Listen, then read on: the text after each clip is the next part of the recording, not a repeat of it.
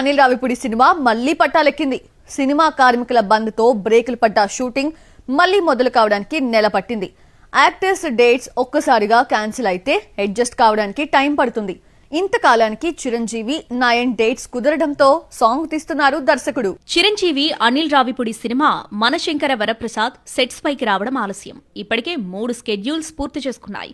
2026 సంక్రాంతికి ఎట్టి పరిస్థితుల్లో రిలీజ్ చేయాలన్న పట్టుదలతో డేట్స్ ఇచ్చేస్తున్నాడు. ఫస్ట్ పార్ట్ షూటింగ్ దాదాపు పూర్తయింది. నెలకు పైగా గ్యాప్ తర్వాత శుక్రవారం మొదలైన షెడ్యూల్లో నైనా చిరంజీవిపై డ్యూయెట్ సాంగ్ తెరకెక్కిస్తున్నారు. చిరంజీవి అనిల్ రావిపూడి సినిమాను అనౌన్స్ చేయడం ఆలస్యం. మెగాస్టార్ తనదైన స్టైల్లో లీకులిచ్చాడు. ఘరానా మొగుడు, రౌడీ అల్లుడు, గ్యాంగ్ లీడర్లా చిరంజీవి క్యారెక్టరైజేషన్ ఉంటుందని అనిల్ ముందే చెప్పేసి క్లారిటీ ఇచ్చేశాడు. ఇక నయనతార హీరోయిన్ అని చెబుతూ వీడియో రిలీజ్ చేశారు. ఎప్పటికప్పుడు షూటింగ్ విశేషాలు పంచుకుంటూనే ఉన్నాడు దర్శకుడు. ఒక్కో స్టెప్ ఎక్కుతూ ప్రమోషన్స్ ని పీక్స్ కు తీసుకెళ్లడం Anil style. Megastar birthday glimpse కావడంతో మరొకరు కనిపించకుండా హీరో ఎలివేషన్స్ నే మెయిన్ థీమ్ గా తీసుకున్నాడు. చిరంజీవి కనిపించిన ప్రతి షాట్ లో వింటేజ్ లుక్ ను చూసుకున్న మెగా ఫ్యాన్స్ ఖుషి అయ్యారు.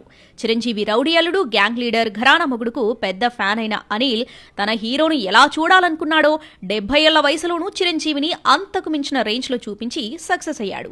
సంక్రాంతికి సోలో క్రేజీ మూవీగా మనశంకర వరప్రసాద్ వస్తుందనుకుంటే రేస్లోకి రాజాసాబ్ దిగిందే. అయితే 5 రోజుల గ్యాప్ లో పోటీ పడుతున్నాయి. రాజాసాబ్ 9న, మనశంకర వరప్రసాద్ 14న రిలీజ్ కానున్నారు.